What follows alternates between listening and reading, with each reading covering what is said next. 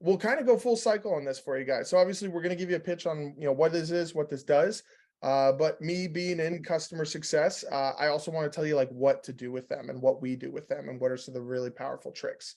So you'll probably walk away with a couple nuggets of gold, and I'll walk in kind of some other best practices in there for you. So that way you can take these today and start using them. Sounds perfect to me. Thank you. Yeah, you bet. Well, perfect. Well, it's about 5 after, so let's not wait any longer. I'll monitor the waiting room for people to come in. Can you guys see it if I go in slideshow mode? It's obviously a lot nicer, but it looks good. Thumbs up. Good. Awesome. I never do this, and I've gotten feedback that it looks sloppy when I don't go in slideshow mode. But topic of today for Amplemarket office hours is how to snatch qualified leads from your competitors. And this is using our buying intent signals tool. Now, we're kind of all in sales. We see around there are a ton of intent tools out there, right? Oh, Amplemarket has an intent tool as well. But there's some things that are really unique about that. But I think what's important and what we've noticed in sales and in this kind of industry and that we're in is that the more intelligence that we can know about our prospects, the better our results, right? So instead of us focusing when times are really bad on just purely outbound, right? Double our numbers, push more. You've seen a lot of sales orgs now push towards more qualified leads, right? More intent, more information that we can gather on these people and then apply it. It also works really well because if you've attended any of my other sessions where I go through copy, like my tricks to copy is just like showing people that you did a little bit of research and that's pretty much it. And why I also like the buying signals is like Amplemarket's doing the research for you and giving you the leads on a platter and basically saying, just reach out. And you basically will be the most informed seller that they'll probably know of in recent times. Now, what is intent data, right? Let's start with the basics. This is going to be like my TED talk as far as like what we're going to go through. But really what this boils down to is intent data, when we talk about intelligence, is letting you understand the prospects that are actively searching for a solution or like in the market. The goal here is that we're not just reaching out to people and asking, are you looking for a tool? We're reaching out to people saying, I know you're looking for a tool, which is a huge discrepancy. It's something that can be really, really powerful in our outbound. Now, what this also means, if we think about the funnel, right, that classic funnel, I know there's been presentations recently saying, oh, the funnel is this way and then that way. And I don't know what's going on. Maybe they turn the funnel sideways these days, or maybe it's a sphere. But the point of it is like, if you look about outbound is typically all the way at the top, or we're just reaching out to people all across the funnel, right? So we're reaching out to people who've never heard of Amplemarket before, or we're reaching out to people who have already bought Zoom info 2 days ago. And it's like, oh, shoot, we kind of were a little delayed on that, right? So we're just spraying and praying, as we kind of say, right? And the whole point of intent data is we're being like a sniper. We're taking like a sniper's approach. And what we're looking at here is prospects that are really in the middle of the funnel, which means they're kind of past the consideration stage, or they might be in there, but right now they're probably evaluating tools, which is really important when we think about the buyer's journey, because a typical buyer's journey is there's that awareness. Do I have a problem, right? The first step is admitting that you have a problem, and then they're going to be looking into this a little bit more. Then it's kind of that consideration, which is, are we qualified to buy, right? Do we have budget, authority, needs, timeline, as my old BDR manager used to drill into me when I would book bad calls. But all of this is to say that once we get past that and we're now in that mid funnel, these people are qualified. They're aware that they have a problem. They understand that they need to spend money to fix this problem. And they're looking at alternative solutions, which our solution can significantly beat. And I just need to throw my hat in the ring. So that's the whole point of intent data, is you're reaching prospects at the exact time when they're looking to make a decision on what they're going to purchase. It's pretty much the same theory behind, like, if you've ever like gone to an e-commerce site and added something to your cart and left, and now all of a sudden you go on like Facebook or Twitter and you're getting ads for like the same belt or different type of belts. And it's like, yeah, I was pretty close to buying a belt there. So you got me, and now I'm going to go click this. I will also say, disclaimer, I am a sucker for targeted ads. I don't know why. I always fall victim to them, but I buy a lot of stuff because I'll be scrolling and be like, oh, that looks pretty good. So maybe that's just me, but I view this in the same vein. Now, how does this all connect to Amplemarket? So if you've used or looked at any other intent tools, a lot of them, and I won't say specifics, a lot of them say like someone at Amplemarket is looking into this, right? Or someone at this company was on your website, things like that. And maybe it's a 10,000 person company. What's different and very unique about Amplemarket's buying intent signals is we give you the exact person that is evaluating your competitor. So there's no more guessing. You don't have to now just take a company, make it a target account, and then pepper everybody at the company saying, were you looking into Zoom info? Were you looking into outreach? And try and hope that you hit the nail on the head. This lets you, and the key here is prioritize, right? If I can only send a certain number of emails or enroll a certain number of prospects a day, and I get a huge company come through in our intent signals, that's going to eat my whole week of prospecting. Like I'm toast. And I'm basically reaching out to people who have never heard of us before, might have a good title, but have no clue about this process. So prioritize is key there, right? I also think that's important because whenever I work with customers on like how their outbound strategies are working, a lot of times the easiest path to success is us cutting out all the people who were never going to answer an email.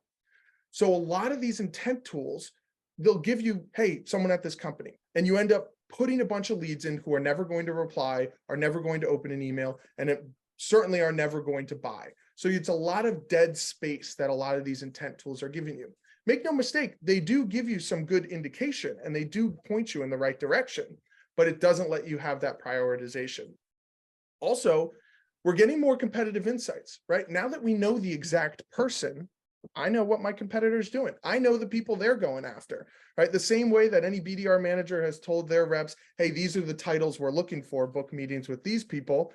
You can now see, almost like you or the BDR manager or the AE manager of your competitor, see who the people that they're working with, which is really powerful when we think about more the intelligence side of all of this. Knowing what my competitor is doing allows me to be one step ahead of them.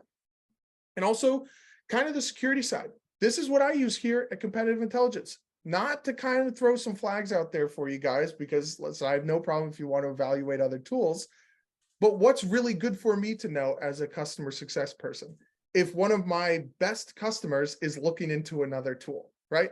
That's really powerful because now I can reach out. I can either say, hey, I saw you're looking into this competitor, or I can be a little sneaky about it and just be more around, right? Hey, all of a sudden Leaf is super responsive.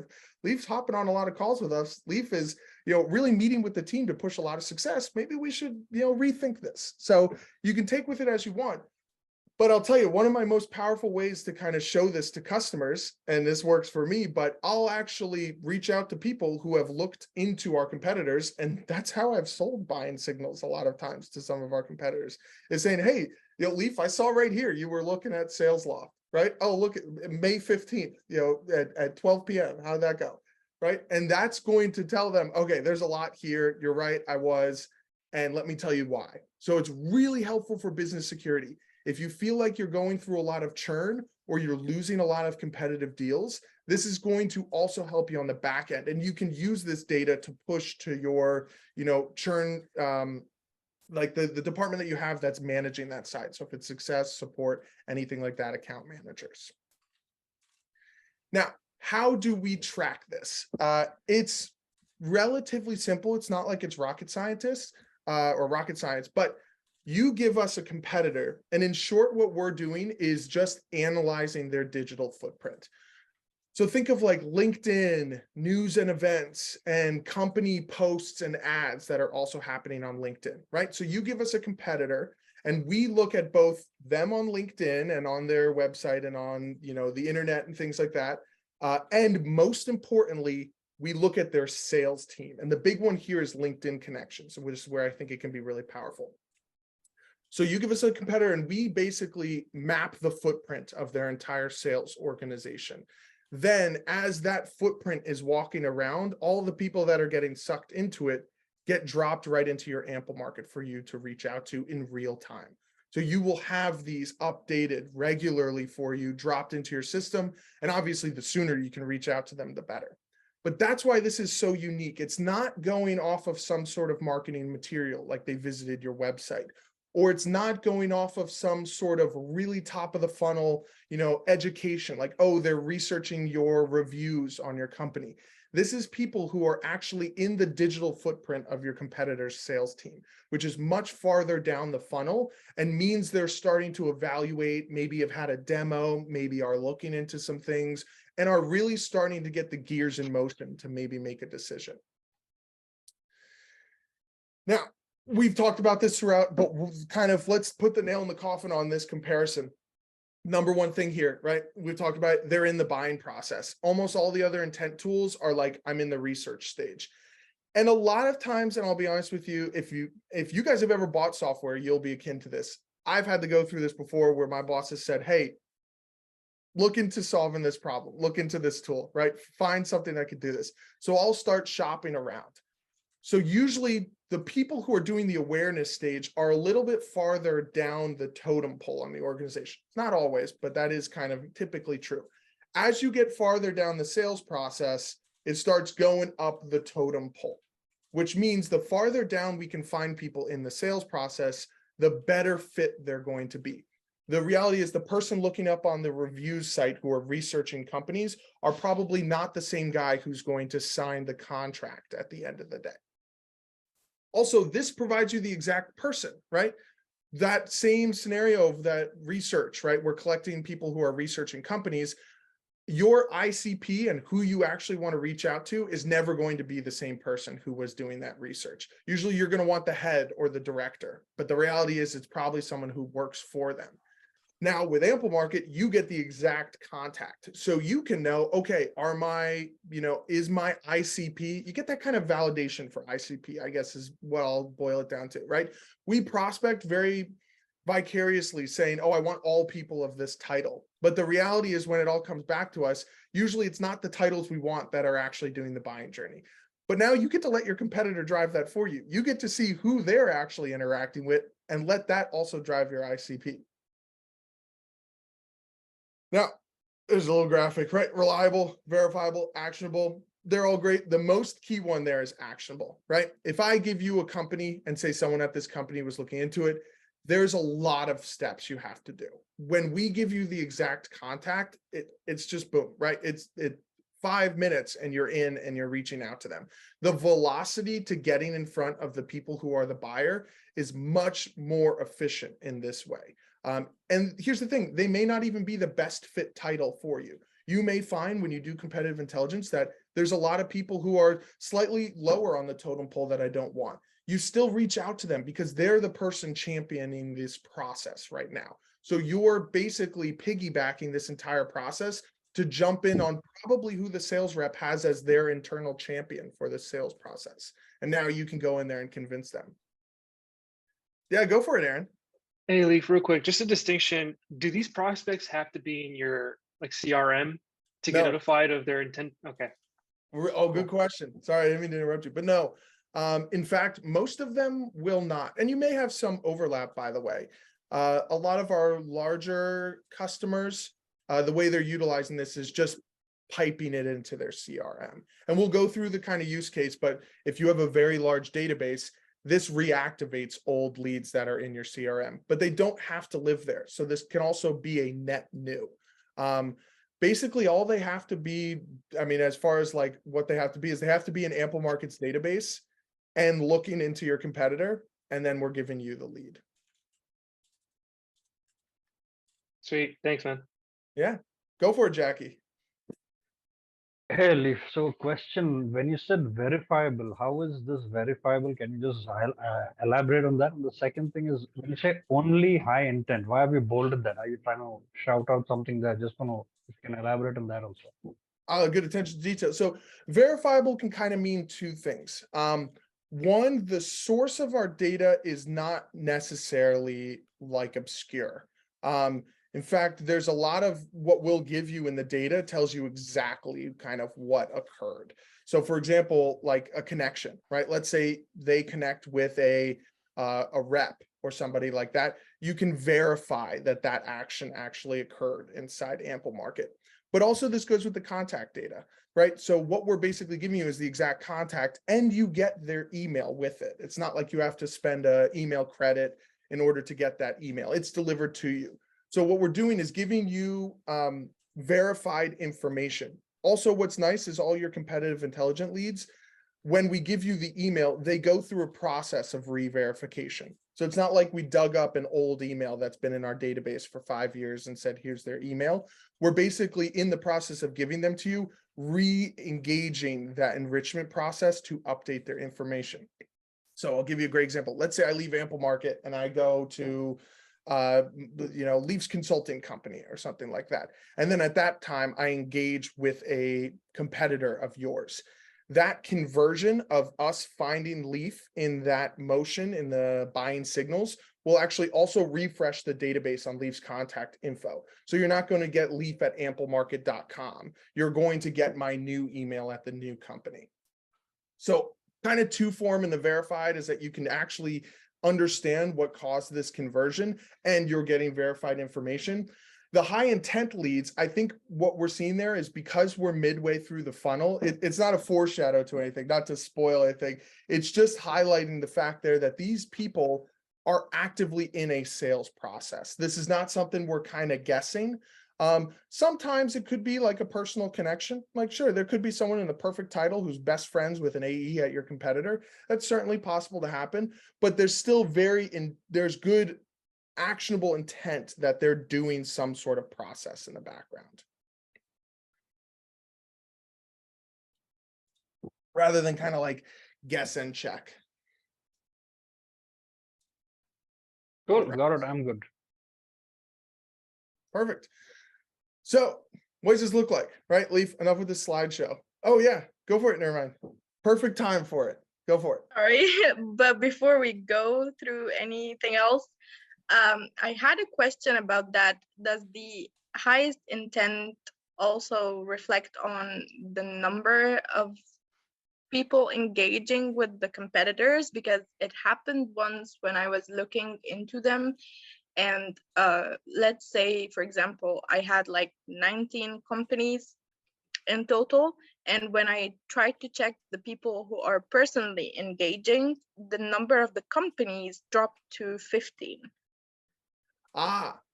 So, and this is specific inside Amplemarket. When we filter by the exact people, what it's probably showing is, and this is a specific and Amplemarket situation in the searcher. What's basically happening is when you filter by the exact match person, is that person probably we invalidated their contact info. So they're no longer available, which means if nobody from that company is available on the list, we won't list that company in like the list of companies. So let's say one person from Amplemarket was looking into your tool and then a month later, or looking into your competitor, then a month later, we invalidated their contact info because somebody sent them an email and it bounced. So then we basically kind of hide them in our database saying we don't think Leaf is good anymore. Then on the front end of your system, Leaf will vanish a little bit as a competitive intelligence lead because it really no longer exists. So you might be going through something like that and it might feel oddly technical, but it's us constantly updating information. And if you have any view where nobody from a company is there, it hides that company. So basically, there's nothing I did wrong. No, nothing you did wrong. Okay, thank Yes. you. Michael's question, can this differentiate between different segments of companies? Looking at Salesforce, Commerce Cloud, whatever. So yes, and potentially no, it depends on the competitor specifically. Salesforce is, I think, a really good example where this probably would work really well. For example, I mentioned that footprint. We usually have conversations with customers when we're setting up this footprint about what you want this footprint to be. I have one customer who only focuses on like a very niche focused product that somebody does. So what we do is we focus on the sales team that delivers that product. So to kind of like oversimplify it for you, if there's visible information out there for us on how we can take that footprint and filter it down to that segment, then we can. The way we can decrease that footprint can either be what are the title or ICP of the actual leads that you want, or what are the types of sales reps you're looking for. Maybe those commerce clouds have somewhere in their title that they only focus on commerce clouds. Great. Now we're only tracking the sales team that deliver commerce cloud. So you know the leads interacting with them are only the commerce cloud leads. Nice. Very nice. Yeah. All right. Well, we'll save time for questions in a second, I promise you. But I want to get to what this actually looks like in the market.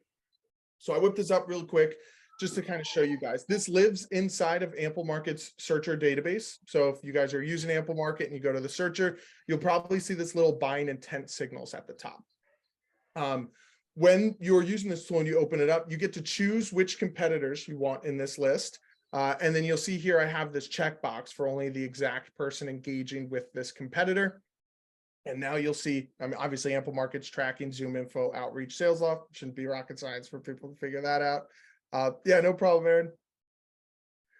So now what we're seeing just off of the searcher is these are the exact match people, right? And how we also set this up is we understand what your ICP is. So when we set this up, we collect from you what are your titles that you're looking for, what are the industries, the company sizes, all this wonderful little nuggets of gold that you can share with us. So that way what gets delivered to you is a list of people who are interacting with your competitor. And as you can see here, we show you which competitor, and we also show you what date they were detected. Interesting enough, also when you save this in any sort of list format, we kind of stamp these on there. So they're available in templates, right? So if you're tracking 3 competitors, your email templates can say, hey, Leaf, I saw you were looking into, company tracking, and it'll drop Zoom info or sales loft or outreach there. So this works really well with multiple. You don't have to make a bunch of segmented lists for each one and then target them. You can just kind of mash them all together and then allow this to kind of be one list and one template kind of situation. Elipaz, ooh, great question. I'll take this right now because actually, if I connect with an AE in Zoom Info, it doesn't necessarily mean that I'm going to buy Zoom Info or even considering it. Am I missing something? I would kind of agree, but this is why we set up so much on the filtering at the top. So let's think about it from the other angle, right? Let's say I'm an AE at Amplemarket, and what we really want is director of sales, head of sales, VP of sales. We'll simplify it to that. I think it's fair to say as a rep, I want to know out there in the world, every single decision maker in sales who is interacting with the Zoom Info sales team. Sure, there are going to be some that are maybe just professional connections. They might know each other. Maybe they were on a call together and connecting, but it is at least an excuse for me to reach out. And you can kind of say, am I on the right track here? There's also other things that we layer in there, like their interaction with content with the company, as well as news and articles with the company and interaction with that. That it's without going into complexity, it's a little bit of like a scoring algorithm, right? So just doing one action doesn't get you on the list. You have to be doing enough for the algorithm to kind of score you and say you're doing, enough that looks like what a lead should be doing, right? Interacting with content plus connecting, or connecting with the right person at that sales team. So this is kind of something where, yes, it doesn't necessarily mean that you're going to buy Zoom Info or even considering it, but it does point us much closer in the direction. It's an educated guess that we're taking that is very, very educated. And to give you an idea, if you think about other intent tools, they're telling you someone at Amplemarket is looking into this tool. Maybe they visited the website, or maybe they're looking at them on a review site. It also even means less that they're considering it. They're just poking around on those sites and looking for it.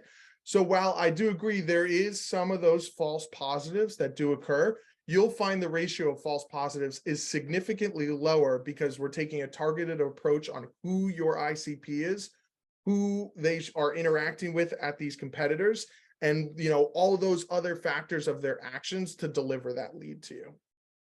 So hopefully that kind of answers your question. So yeah, there's false positives. And then Henry, you filter out old engagements. Look at people that have engaged the last 60 days, 30 days. Yes. So you see here the detection date range, right? This is where I could filter this down. You could do a custom one. We have some pre-fills of 180 days, 30 days, 90 days, or last 7 days. So you get to customize this view to exactly what you want. Now, what's also absolutely brilliant about this, which is what I love, is you can actually save this as a search, right? So this are like my top three competitors buying signals, right? Now, what's really cool, and this is kind of a newer feature that we've launched that works so great with buying signals, is you can set up subscriptions for this. So of course they'll pop into Amplemarket, they'll add to searcher, and you'll be able to come in here and pull them anytime, right? Henry, you're saying, oh, I want to filter by the list. But what if this instead worked for you, right? So I could set this up now to just alert me via email weekly or monthly. So I can get an update every single week about how many new leads were added to this and understand what the scope of this is. There's also some things we can do with your CRM where we can automatically push this into your CRM. So if you just want this to pipe data into your existing database and never log into Amplemarket, it can also be done. But the goal here is by saving this search, maybe in the last 6 months, this is an active list. So when I go ahead and save this, Amplemarket's going to automatically add to that list new buying intent signals people we find, which means you don't have to constantly go back into the searcher to make this view. You'll have it already pre-saved in your saved search here, right? You can just open up your saved search or even just pop the people that are new into a sequence right from here. So you won't find you're constantly doing this. And what's really nice with these kind of active lists is when you build them off of that detection range, is anybody who falls outside of that detection range will also be removed from your list. So if you only want the buying intent signals for the last 3 months, then you work through all of those. Anybody who you didn't get to or wasn't a good fit after that 3 months, they get removed because that intent is really no longer there. Hassan, how do we usually detect? I'll tell you, the #1 source is going to be LinkedIn connections. I mean, that's like, to answer the question as simply as possible, that's like our #1 go-to source because we find it has the most meat on the bone. If your exact match target persona is connecting with the sales team at your competitor, that's almost like, that's going to be delivered to you, because for us, that seems like a conversion. If they've connected with on LinkedIn with an AE at your competitor, that usually occurs post demo, or maybe they're prospecting them and they're a little higher in the funnel, or maybe it's somebody new who got brought into the sales process and they're pretty far along.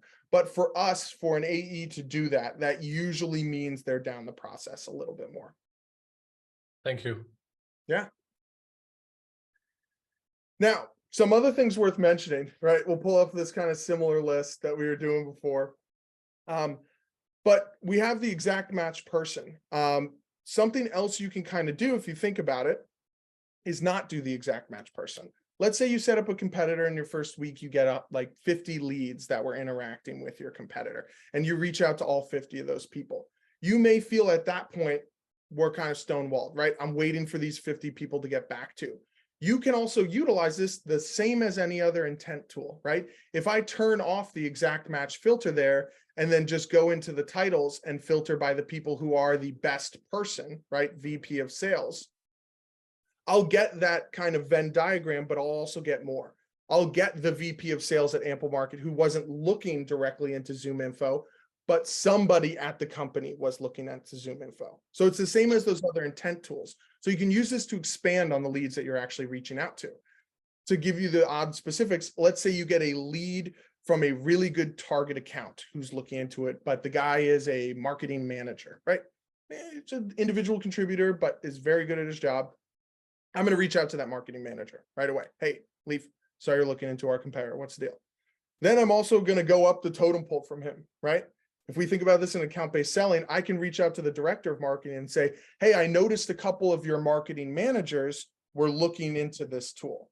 Now the director of marketing can either say, yeah, I asked them to, we're looking into it, or I could say, oh, that's interesting, and they can have an internal conversation.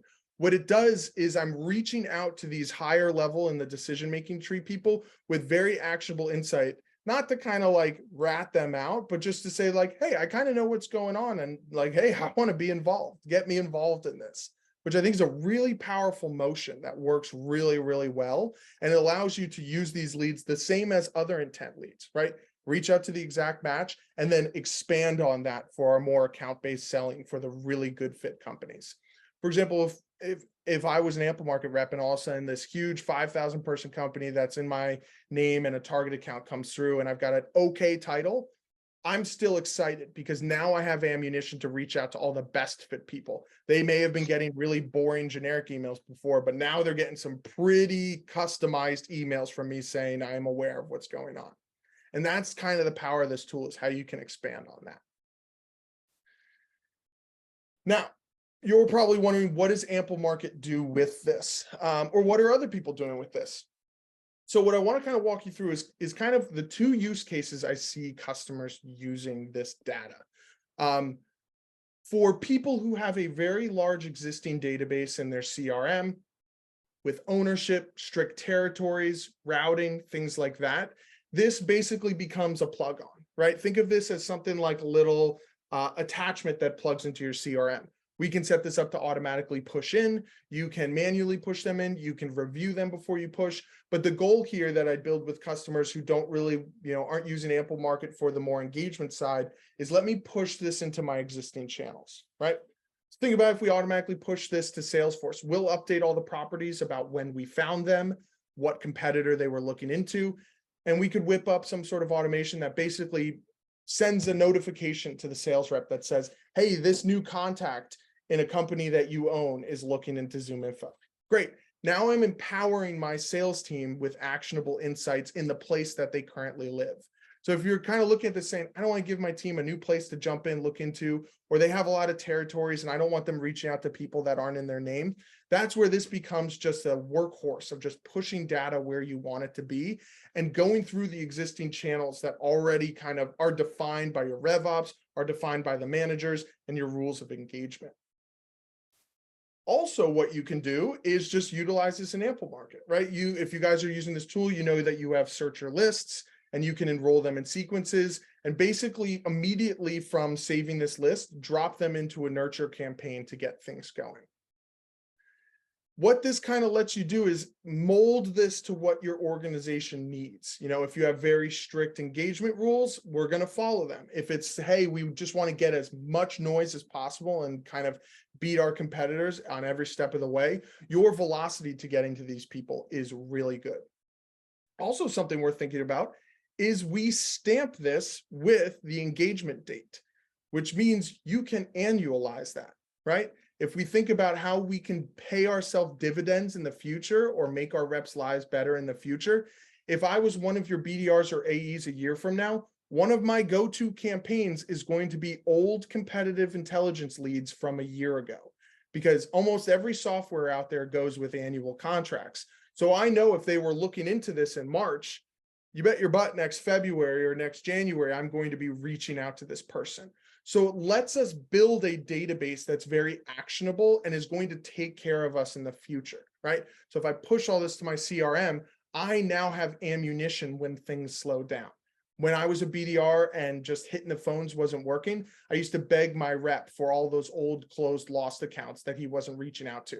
And I would get them and then I'd reach out to them. And bonus points if it was closed lost to a competitor, 9 months ago. That was like perfect, right? I know I'm booking a meeting on this one, which is where I think this can be really powerful, right? If I get 100 competitive intelligence leads and I only hear back from 20 of them, a year from now, I can circle back with them and maybe grab another 20 that we're missing, or at least go back to that company and it becomes a target. That person leaves, you now have everybody in that company to target. And that's when I'd be setting next step dates for my reps to say, somebody touched this account 9 months from now, because it'll be important for us to get ahead of it. But let's also transfer to what we do with these. And I'll tell you a story about a customer I had that was using this. They wanted really high intent leads because they were not getting a lot of conversion on their campaigns. Not to put anything against them, but their campaigns were relatively generic, right? Just pulling a list of industry and their titles and sending them, emails basically saying, here's what our product do, and not getting a lot of conversions. So they thought the better intent lead I put into this, the better my results will be. I think this was a common misnomer. The fact is, what we really like to see with these leads and where I see crazy high conversion rates is when we call these people out for what they're doing. If I take my intent leads and send them a boring email, I'm going to get lost in the void, right? I'm already 5 steps behind the other sales rep. What we need to do, rather than foot in the door, is we need to do door in the face strategy with these people, right? We do not have a lot of time. They're in a buying process. Maybe it's almost too late. So every second counts, which means I don't want to mince words with these people. I want to get right to the point. So I'll give you an idea, and this is a template that should be available in all of your Amplemarket accounts as well. It's called, for competitive intelligence users. competitor tracking template. It does have the liquid syntax in here, which we could spend a whole nother session covering, but I want to kind of highlight here, right? This is the language we really like to use for this, right? Hey, taking a walk on LinkedIn or a bit of a random journey, but I landed on Zoom Info's LinkedIn page, and it looks like you were engaging with some people and content from their team. Could be just a coincidence or maybe a personal connection, but it also could mean you're researching Zoom Info. Am I on the right track here, right? We're not being too big brother saying, Leaf, I saw you connected with Brandon over at Zoom Info. What's the deal with that? But I'm kind of basically saying, hey, I know what's going, right? Hey, tell me if I'm wrong, right? Maybe I'm on the right track, maybe I'm off the right track, but I want in on this. And our goal here is to then connect the dots. So this is a template everybody can use. You can also use this for other aspects of just competitor conversations, like if you're going to LinkedIn and pulling their ads. But I think it's really powerful, and I see it too many times with customers where they just put these leads into their generic campaigns, because what we really want to do with these people is shock and awe them.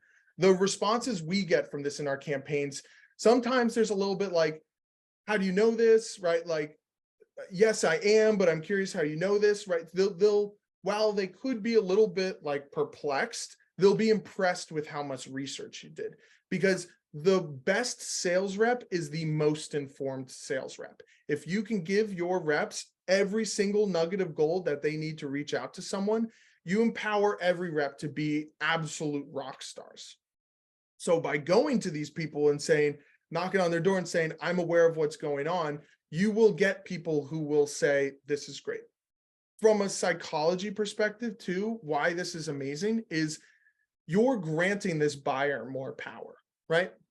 I used to get this before. I used to work at a tiny little software company, and a lot of my demos came from inbound, and I could never figure out why they came from inbound. And I discovered it one day. It was because one of our direct competitors had a book a demo form that was also a comparison of us to them, right? And they were driving so much traffic to these people and saying, here's us versus these people, book a demo now, that by the time the people got to the bottom, they booked a demo, but they also went to our website and booked a demo because they wanted to see both firsthand. And what that also does for them is it gives them options, right? What people don't want to do is make a decision when they have one choice. Binary. I either have a solution or we stick with our problem. It leads people to making decisions that probably weren't the best. So what you're giving these people is more buying power. I've seen customers even use this and mention this in the messaging saying, hey, worst case scenario, it'll help you negotiate your contract with Zoom Info, right? What's there to lose? And what we're doing is just getting in front of them, giving them another option. And now we are head to head with our competitor.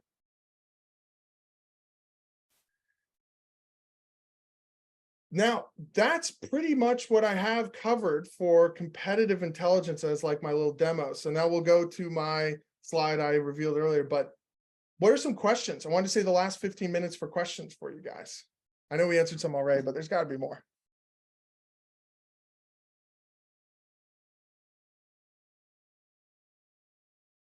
Or you're all saying, Leaf, you did such an unbelievable job presenting this that there's nothing that you left unanswered. And I know this exactly like the engineer who built this.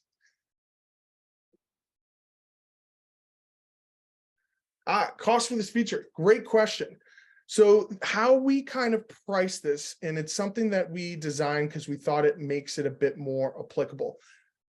We used to have a pricing model that was like per competitor. I'll walk you guys through a little bit of narrative because I think it explains why the pricing, I get very excited about the pricing model. I kind of geek out, but we used to have one that was by competitor. And what we realized is not all competitors are the same, right? If you track a huge competitor that has exact correlation with you, you're going to get a ton of leads.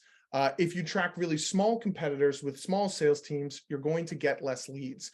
So this flat rate cost per competitor doesn't really work. Side note on that, if you guys set this up, we give you an honest evaluation of what your competitor will be. I'll be the first person to say this is a bad person to track because you can tell that none of their sales reps are active in any sort of presence online, right? Old school, hit the phone guys, buying lists, just no visible footprint. So we also tell you that. Really, the cost of this comes down to buying intent signals bundles. You can buy different packages and the costs go down, but they start at about $5 per lead. So like, for example, if you buy like 1,500 credits, it's about $7,500, but you get those credits. So it's not like it's a per month, it's until you use those credits. If you get 1,500 leads really rapidly and they're awesome, you can buy more, you can top them up, you can see if I like them, but it's not some sort of lingering monthly cost that isn't driving. You're paying, even though it feels weird, like I got to pay per lead, it's a really good business model because the ROI on it is great when things slow down, right? If it's December and everybody's gone for the holidays, well, actually it's a balance because everyone's buying stuff in December, but let's say it's August in Europe. Everything shuts down in August in Europe. This is something I've learned recently. It's a bad time to be paying the same cost as like November or December when things are going to be buzzing for the end of the year. So now you can customize it to that volume. If there are more competitors I need to add in buying intent signals, how do I add that? Yes, great question. I think when you set it up, I think you get, it's either 3 or 4 competitors that you can track included, and then you can add more. And I think there's a very nominal setup fee for like a couple $100 just for us to build it all out for you. But then you have it. So a lot of times people who are not getting enough volume from the competitors they're tracking, they'll just add more. Or we can swap out ones that aren't working for a new one and not have an additional charge. So the goal there is we have the number of competitors that drives the right volume, but super easy to set up more. And you can even customize filters for each one. So that Salesforce Commerce Cloud, maybe for them, I'm very, very targeted, but for another company, give me everybody, right? I want everybody who's over there, and we can customize that for each one. Peter, good question. Responding to these leads. It can be a common pain point, and not as common as you think. You do get it sometimes, right? Of people saying like, how do you know this? I'm curious to how you know this, but probably twice as many of those, you'll get people like, I'm very impressed that you did your research. Yes, we'd like to look into it, but it's still good to be prepared for the people, right? When we have too much information, it can sometimes bite us in the butt. I'll give you a great, like that example I said of like, Leaf, I know you're connecting with this exact person on this date. I would be like, okay, buddy, like buzz off. That's a lot. Like you are coming in real hot and freaking me out. So one, how we build our, stalking 101. I'd say it's like 301, maybe. It's like they're like restraining order 101 might be a little bit closer to it. So the first thing is copy, right? How we build this into how we reach out to them, to build a little bit of vagueness to say, hey, I think I saw something like this. Am I totally off? One, it gives us the out, right? If we hit the nail on the head, we're great. If we didn't hit the nail on the head, it just looks like, oops, I made a mistake. It's not like an egg on the face situation. And then there's that little Venn diagram, which is kind of what you're talking about, Peter, which is I hit the nail on the head, but this freaked them out. If that is the case, you can be honest with them. You can say, listen, I was poking around on LinkedIn on this competitor, and it seems like you were interacting with some of these people, right? You were connecting with the sales reps. It looks like you're, interacting with the sales team. Am I totally off track here, right? Well, it's kind of hard to determine who they're connecting with. It's kind of, you can kind of see it, especially if you have like Navigator, like these are not things that are completely hidden. So you can kind of see these. I've also had some customers who just put the buck on Amplemarket, right? They just say, hey, we have an intent tool that finds us people who are interacting with our competitor. You can just blame us if you want. And always do it with this guise of like, all I'm trying to do is give you more options in your buying journey. Like that's my goal here, is I'm here to help you and give you more options and help you solve this problem. So in short, because I always stand on my soapbox, is that I think you'll find you get less of these as you're expecting with good copy. And for the ones you do, there is very easy ways to handle those objections in positive ways to say, listen, I was just poking around. Like I stalk my competitor on LinkedIn so that I make sure that nobody sneezes next to Zoom info unless I'm talking to them. And sorry, buddy, you sneezed and you got caught in my little trap. It's not going to be something that's going to feel foreign to them. Yeah, LinkedIn event. Exactly. You can say like, I was poking around on a lot of stuff on LinkedIn. The key here, and by the way, I wouldn't lie. I would also, this is my big disclaimer, don't tell people like some like huge lie, like, oh, you were on this specific event, and hope that it kind of nails. What instead do is like be a little bit broad, like, well, listen, I'm all over there, my competitor, like, and LinkedIn events, and everything I'm seeing indicates that you guys might be looking into this competitor, right? All of my intelligence is pointing me this way, but hey, just let me know if I'm totally off track. It happens. I don't mean to waste your time. And Peter, I think I saw you had another question. Yes, I did. I was having a little bit of trouble articulating on the page. It's obviously becoming more and more common to use ChatGPT to help craft copy specific to your competitors. I was wondering if you had any specific recommendations on how you might combine Amplemarket data and intent signals with crafting copy on GPT. Obviously, to edit it later. But if you have, if there's any specific way, I know there's probably not like an integration tool yet, obviously, but if you have maybe experimented with using Amplemarket data with GPT and how you might approach that. Yeah. Well, at the surface, I think the more that you can give ChatGPT, the more information you give it, like, holy moly, the crazier it goes. Like, if I ask it a basic prompt, I get kind of a pretty good answer.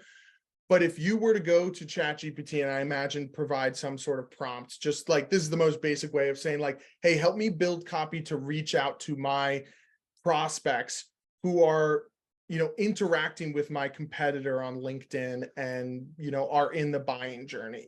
I think the more that you can give it ammunition, that could be really powerful. As far as integration, and then not to go too tangential into other things, but this is something that we also have available, is our AI copywriter. So this is another tool that we have where it lives in the extension. So it's on LinkedIn. And when I go to someone's LinkedIn profile, what it's going to do is actually generate an AI copywriter. So you're talking about the integration.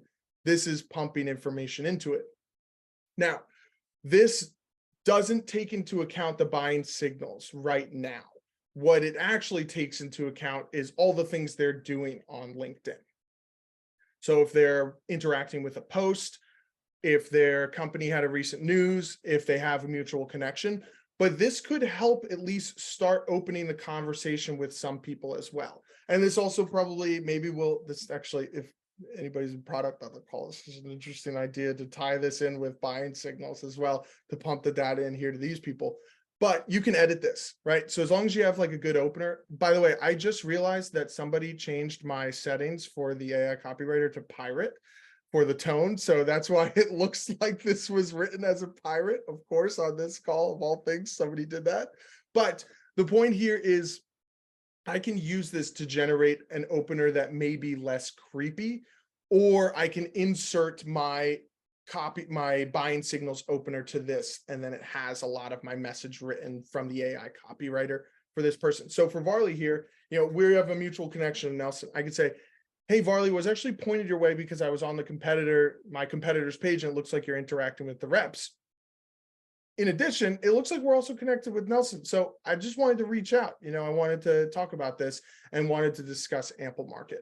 I think you can also point the AI copywriter for some of your bullet points for competitive intelligence conversations. You could say about like what you specialize in versus. You can give it talking points to use it for competitive or buying intent signals products. So one, you're kind of wave a wand of like, will this work with buying intent signals?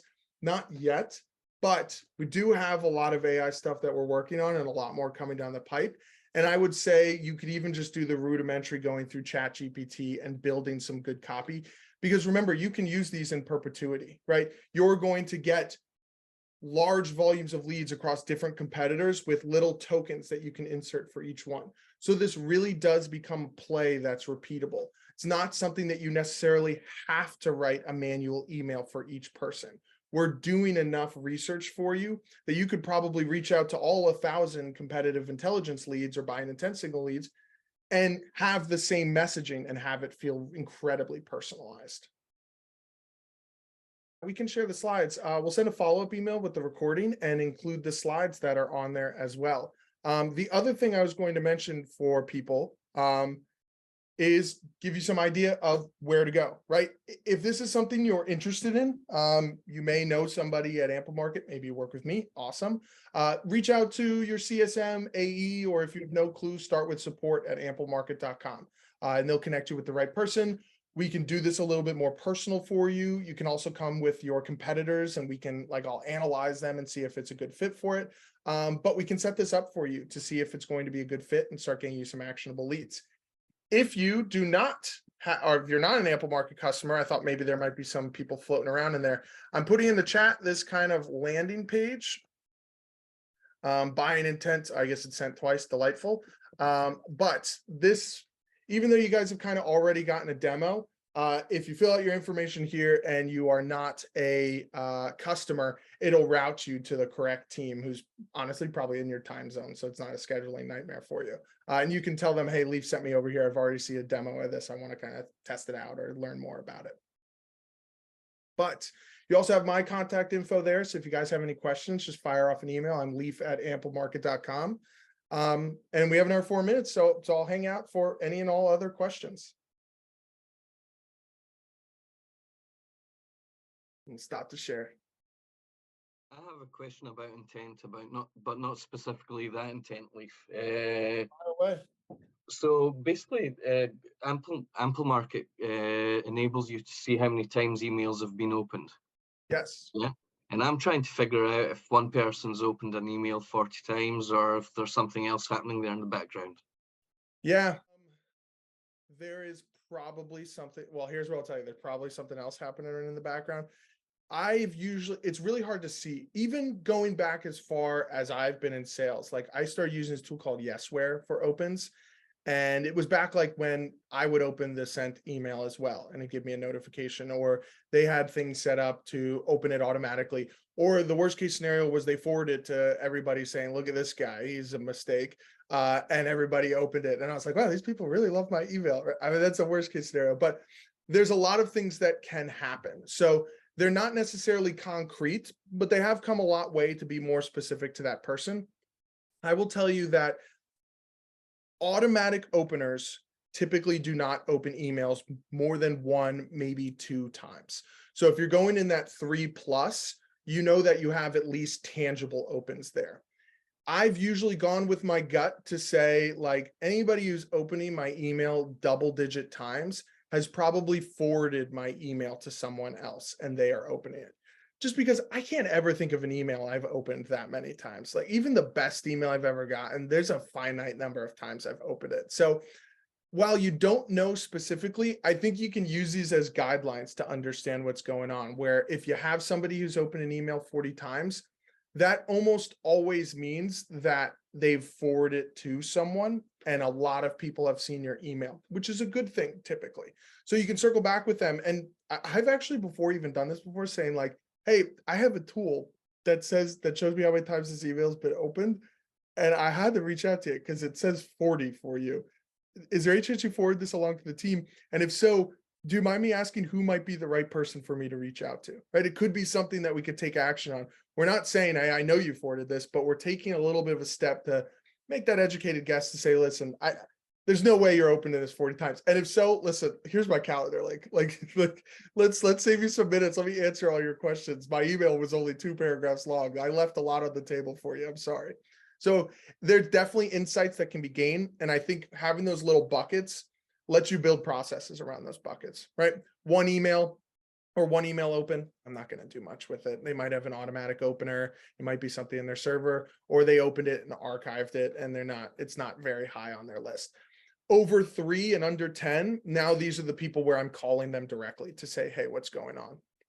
That over 10, maybe in the like 20 to 30, 40, you can pick up the phone and call them, but it also might be good to send them an email asking if they are the right person, because they probably forwarded this. Like, think if you're reaching out to the director and they forwarded it to their whole 8-person team and said, take a peek at this. It wouldn't take much for us to get into some serious opens. Won't they feel attacked knowing we can keep track of the email open thing? They might. My thought process on that is it's so common that it's like almost become ubiquitous. That's the thing. I know when email opens first came around, it was creepy. I used to be a BDR at HubSpot, and one of my favorite plays was to call people who visited our pricing page. That was how I booked all of my meetings, is I would call people and say, hey, it looks like you're on our pricing page right now. And they'd say, wow, that's super creepy. And I'd say, I know it's creepy, but wouldn't it be cool if your sales reps could do that too? And almost all of them would say, yes, it is. It would be pretty cool. With email opens, it's been around for like almost like a dozen years now. It's not a novel concept that I think most people understand that people can do it. And I think with things that are like almost like unspoken, sometimes speaking about them is some way to stand out that will impress a lot of people, or at least generate some sort of response for them. But test it out. I mean, test that kind of phrasing, you know, reach out to them, say, hey, listen, I use a tool to measure email opens and you open this 40 times. So see if it's a positive or negative. I mean, what's the worst? You hadn't gotten a response yet. So it's not like we're missing out on something. If anything, it just shows proactivity, which they'll probably respond positively to. That being said, and never mind, this will be my final point. If they respond back to you and said, this is super creepy, that's good feedback to take and say, maybe I won't do this again. So I've always say, test it out, because who knows? Do you Totally. think this will be the same as the email clicks? Email clicks. So actually, this is a fun fact. We don't do email clicks at Amplemarket, specifically because they've been known to really hurt deliverability. In short, they look identical to redirect links, that like Trojan horse type attack. I got an email the other day from a guy, random email, but it said my Best Buy Geek Squad warranty has expired and to click this link to renew. I did not click that link, I can promise you. But the moral of the story is that link is the exact same type of link that a click tracking link uses, puts them through a redirect gateway. So click tracking is very similar to all this. I mean, if we're thinking about intent on somebody, it's better than open, but it's not as good as knowing that they're working with the sales team. It's kind of somewhere in the middle. But my personal opinion on click tracking is it has its special use case, because what we don't want it to do is severely damage outbound, but it can be really powerful for people who are in our funnel. So think about if I'm an AE and I just had a demo with someone and I send them a link to make their trial account, or I send them a link to fill out something, or I send them some sort of one pager. Knowing if they opened that can be really powerful for me in how I follow up in my candor with them. But if I do it too early in the funnel when I've never interacted with this person before, it's probably going to hurt my outbound more than help, because of how many people will not even see my email because it filters out. That's my 2 cents on them. Go for it, Peter. Last question. Everybody go. Sure, yeah. So I'm part of a very small company, like less than 5 full part-time employees. I was wondering if you had any recommendations or noticed any patterns in how smaller companies who use Amplemarket use it differently and more efficiently than they would if they were a larger company, like 50 to 100 or larger employees, other than those companies obviously having access to more data to work with typically. Yeah, I mean, right at the top, and this is what I loved at being in, because I went from being a sales rep at HubSpot to being a salesperson of one at a small company. What's unbelievable is your velocity that you can have, right? It's green pastures. And I know they say like you can reach out to everyone. That really does mean you can reach out to everyone. So where you'll beat other reps against big companies, or just if you're looking at activity, is small companies have the ability to empower their employees to reach out to anybody that you think is a good fit. So what that means is your total bucket for yourself compared to a rep at a big company is probably 1,000 times as big, right? They are very fixated on a small area.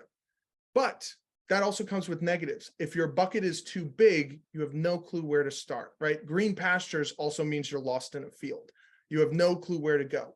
So I think what it means is, for small companies, very targeted and focused campaigns become realistic. And I'll give you some examples. You can build very broad saved searches around things like people who recently changed jobs, people who get funding, people who are hiring for certain positions, people who have funny keywords in their LinkedIn profiles. And because your pasture is so green, those incredibly focused filters let you have larger lists, right? If I'm a sales rep who only focuses on the tri-state area and I look for people of a certain title who recently changed their job, my list is going to be pretty small, maybe 100, which means I have like 100 good fit leads for this next upcoming quarter.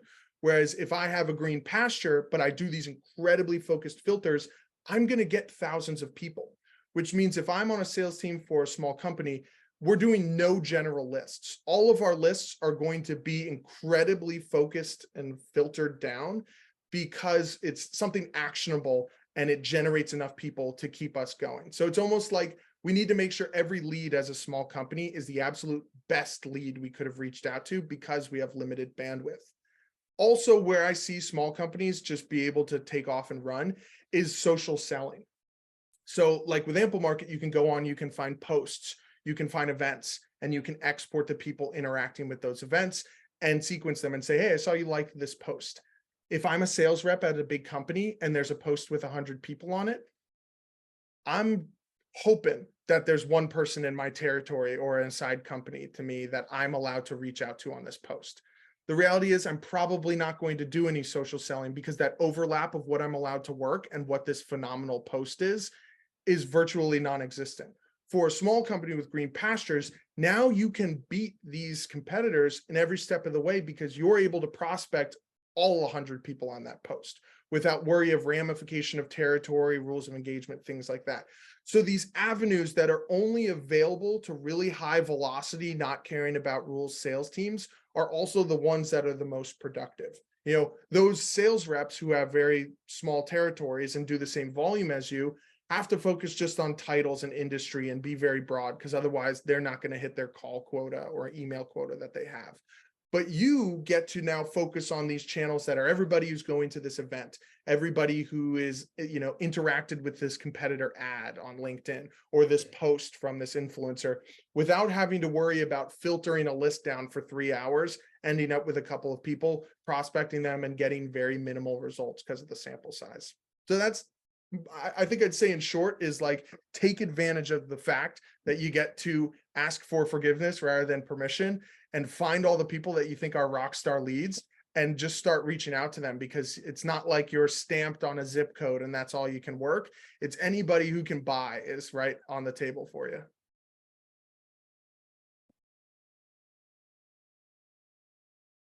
Awesome, guys. Well, I know we've gone over, but I appreciate everybody joining.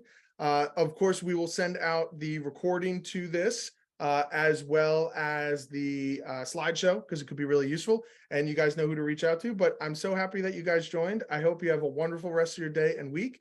And hopefully I get a chance to talk with everybody here personally.